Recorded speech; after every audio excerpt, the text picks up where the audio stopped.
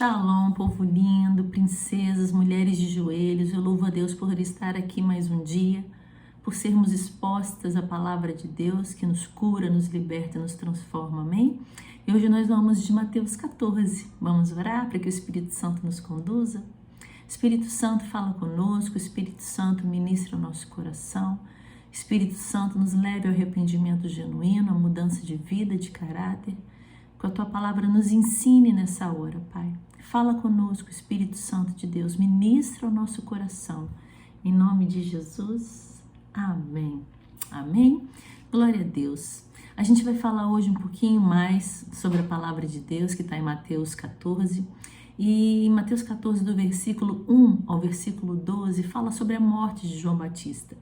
A morte daquele que Isaías profetizou, né? Que seria alguém que seria a voz que clamaria no deserto e que anunciaria a vinda do nosso Messias.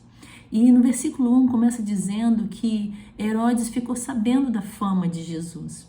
E ele ainda falou, né? Será que esse é João Batista que ressuscitou dos mortos? E quando a palavra diz sobre a fama de Jesus, eu queria que a gente se atentasse para isso. No nosso trabalho, na nossa vizinhança, onde a gente está, Jesus tem sido algo famoso através das nossas vidas. Jesus tem sido anunciado através das nossas vidas. As pessoas têm visto em nós o perfume, a glória de Deus. E que em nome de Jesus, a partir de hoje, as nossas vidas possam trazer fama de Jesus onde a gente estiver. Amém? E aqui nessa ocasião, nesses primeiros versículos, fala sobre a morte de João Batista. João Batista, no momento, chegou para Herodes, disse para ele que ele estava em pecado, errando, em estar pegando a mulher do seu irmão. E isso muito indignou tanto o Herodes como essa mulher. E numa noite de festa, o Herodes pediu para que a filha de Herodias dançasse, e a condição foi, tudo bem, pode isso acontecer, mas eu quero que você faça uma promessa. E que jurasse para aquilo que ela pedisse se cumprisse. E ele prometeu. E essa mulher pediu a cabeça de João Batista. E muitos estudiosos dizem, né, que se João Batista tivesse ficado calado, não tivesse se metido em questão que não era dele, talvez ele não teria sido decapitado. Mas eu prefiro ficar com a palavra que João Batista foi alguém que anunciou a vinda do Messias, foi realmente um menino, um homem escolhido desde o ventre da sua mãe, e aprove ao Senhor ele morrer dessa forma. Amém? Quem somos nós para julgar ou talvez colocar coisas na Bíblia que a gente não pode afirmar com certeza? Então, se eu não tenho na palavra algo com clareza, eu prefiro não afirmar, né? É claro que se a gente puder hoje em dia não se meter em questões alheias, aquilo que o Senhor não nos coloca para nos metermos, fiquemos calados. Amém? Mas eu não posso julgar que essa foi a questão de João Batista. Mas enfim, aconteceu a morte de João Batista. E aí os discípulos chegaram e anunciaram para Jesus essa morte. A Bíblia ela começa contando aqui, nos próximos versículos, do 13 ao 21, que Jesus, ouvindo isso, ele retirou-se dali num barco, para um lugar deserto, apartado, né? E que diz, sabendo o povo, seguiu a pé desde as cidades. Eu imagino que esse acontecido com certeza, de alguma forma, apertou o coraçãozinho de Jesus, que preferiu se retirar sozinho, talvez refletir. E Jesus é lindo porque nos seus momentos mais difíceis, né, ele se retirava para orar, para conversar com Deus, para estar a sós. E quando ele saiu para esse momento de reflexão, a multidão começava a seguir. E aí a Bíblia diz que no versículo 14 ele fala, e Jesus saindo viu uma grande multidão e possuído de íntima compaixão para com ela, curou os enfermos. Na maioria dos milagres de Jesus, quando a gente olha para a Bíblia, a gente vê que Jesus ele se movia de compaixão. O que o levava para curar, o que o levava para manifestar virtudes e maravilhas, era uma obediência ao Pai. Mas ele não fazia por fazer. No seu coração havia uma compaixão. E eu oro para que isso seja uma realidade nas nossas vidas também. Que a gente possa olhar para o nosso próximo com compaixão, com misericórdia. Sabe, orar com amor mesmo como se a dor dele fosse a minha dor. Ter essa compaixão que Jesus tinha. E depois de muitos ensinamentos, manifestando cura e milagres naquele lugar, os discípulos chegaram e falaram: olha, eles devem estar com fome.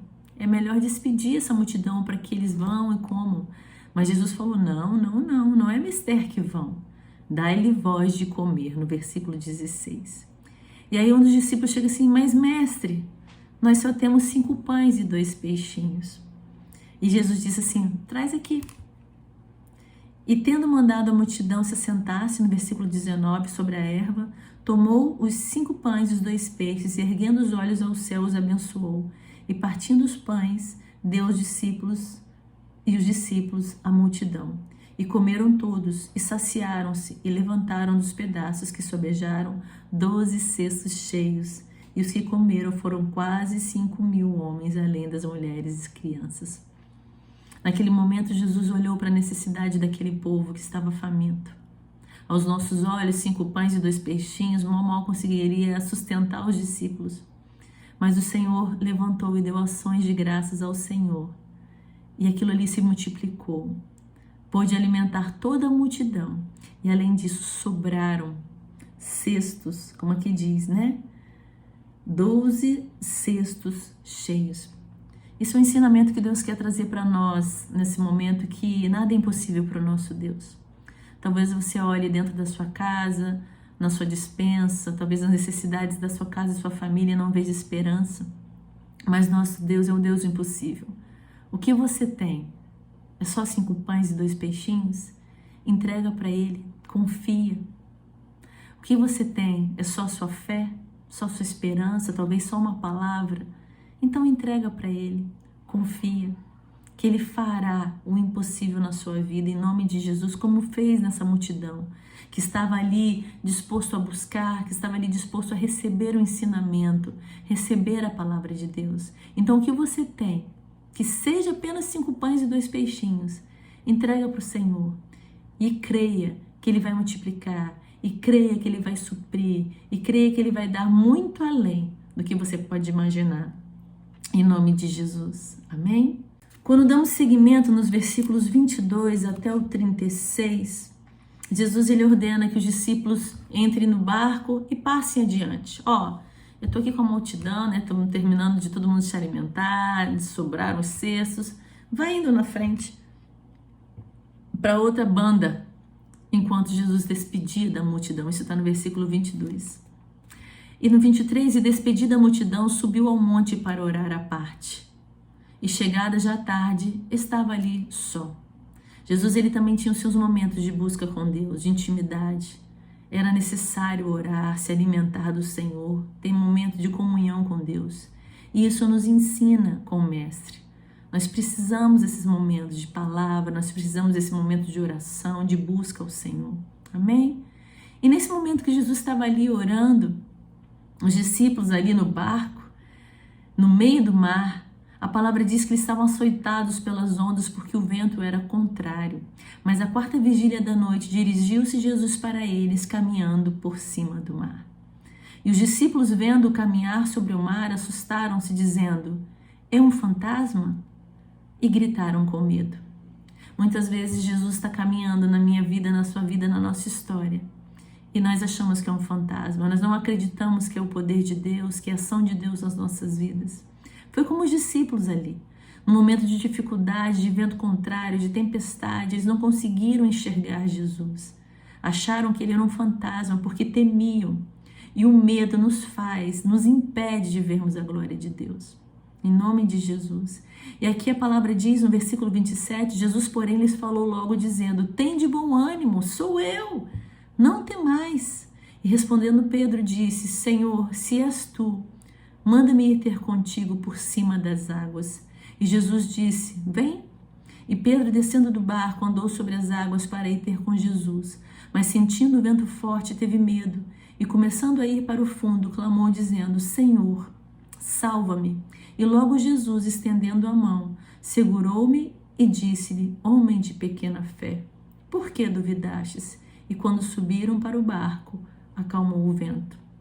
Muitas vezes, quando olhamos para Jesus, o Senhor começa a agir o sobrenatural sobre as nossas vidas, o impossível sobre as nossas vidas, como Pedro ali. Quando ele olhou que era Jesus, ele disse: me faça ter contigo. E quando Pedro começa a andar sobre as águas, em algo ali sobrenatural, milagroso, ele começou a ter medo daquela tempestade, daquele vento. E quando ele começou a ter medo, o que aconteceu? Ele começou a afundar. E é assim nas nossas vidas. O medo paralisa a nossa fé, o medo nos limita, o medo nos impede de ver os milagres do Senhor, o medo gera em nós insegurança. E a palavra mesmo diz que o verdadeiro amor, que é Jesus, lança fora todo medo. E no momento que Pedro ia ali afundando, ele gritou, clamou por Jesus: Senhor, Senhor, salva-me. E é lindo porque às vezes a gente acha que Jesus está tão distante, né? E a Bíblia diz que Jesus estendeu a mão. Por Jesus ter estendido a mão é porque ele estava muito perto de Pedro. E muitas vezes, no momento de dificuldade das nossas vidas, de dores, de lutas, nós achamos que Jesus está tão longe. Por passarmos por tribulações, por ventos contrários, nós clamamos a Jesus como se ele estivesse tão longe, como se a gente imaginasse assim: se eu estou por tribulação, por provação, Jesus não está ali, não é possível. Mas não, aqui nesse caso, Jesus estava ali, do ladinho de Pedro. Porque a palavra nos afirma que ele, estendendo a mão, no versículo 31, segurou e disse: homem de pequena fé, por que duvidastes? E o Senhor nos pergunta hoje: por que tu duvidas que eu posso fazer o impossível na sua vida? Por que você duvida que eu posso restaurar o casamento, a vida do teu filho, as suas finanças, a tua casa? Por que tu duvidas? Se creres, verás a glória de Deus. Eu sou o Deus do impossível.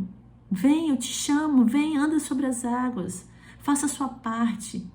Creia que eu vou fazer a minha, como Deus poderoso, como Deus fiel, Deus Emanuel. Então aproximaram-se os que estavam no barco e adoraram-no, dizendo: és verdadeiramente o Filho de Deus. Infelizmente, muitas vezes na nossa vida, Deus precisa fazer um sobrenatural para crermos que Ele é Deus. E que, mesmo que não precise do sobrenatural, mesmo que a gente não veja o que a gente quer acontecendo, que nós possamos crer que Ele é Deus. Deus sim poderoso, Deus sim do impossível, amém? E tendo passado para outra banda, chegaram à terra de Genezaré, e quando os homens daquele lugar o conheceram, mandaram para todas aquelas terras em redor, e trouxeram-lhe todos os que estavam enfermos, e rogavam-lhe que, ao menos, eles pudessem tocar a orla da sua veste, e todos os que a tocavam ficavam sãos. Que em nome de Jesus, a partir de hoje, mulheres de joelhos, princesas do Senhor, povo de Deus, aquele que está aqui comigo, ouvindo essa palavra, que possamos nos dispor, ter fé o suficiente, que se for necessário apenas tocar na orla das suas vestes, seremos curados. Que não venhamos permitir que o medo nos paralise, que o medo nos impeça de prosseguir andando na direção de Jesus. E que tenhamos a certeza, a convicção, que o Senhor é Deus Emanuel conosco, que está do nosso lado. E que se for preciso, Ele vai estender a sua mão, amém? Pai, obrigado pela Tua palavra, obrigado pelo que o Senhor é e faz em nós. Obrigado pela Tua fidelidade, obrigado porque o Senhor nunca nos abandona. Nós damos a Ti honra, glória, louvor, toda exaltação, majestade, domínio e declaramos que Tu és Rei, que Tu és Senhor, Pai. Nos ajuda, Senhor, tira de nós todo medo que nos limita, que nos paralisa e nos ajuda a romper em fé, nos ajuda a crer em milagres, nos ajuda a entregar ao Senhor os nossos 5 pães e 2 peixinhos, nos ajuda a obedecer a Tua palavra, Senhor, nos ajuda a experimentar aquilo que o Senhor tem para nós todos os dias, Pai, em nome de Jesus, nos dê compaixão com o nosso próximo, nos dê do Teu amor, Pai, e que em nome de Jesus, através das nossas vidas, o Teu nome seja propagado, Jesus, que o Senhor fique famoso, onde quer que estejamos, e que o Teu nome seja sempre glorificado, em nome de Jesus. Amém? Glória a Deus pela sua vida. Se você quiser participar do nosso grupo de WhatsApp, tem um link ali na descrição, só você clicar ali e estará conosco todos os dias recebendo uma palavra, uma ministração, uma oração, e continua conosco nesses estudos de Mateus, que o Espírito Santo continue ministrando ao teu coração e ao meu, mudando a nossa vida e a nossa história. Em nome de Jesus, amém? Um beijo no teu coração. Fique na paz.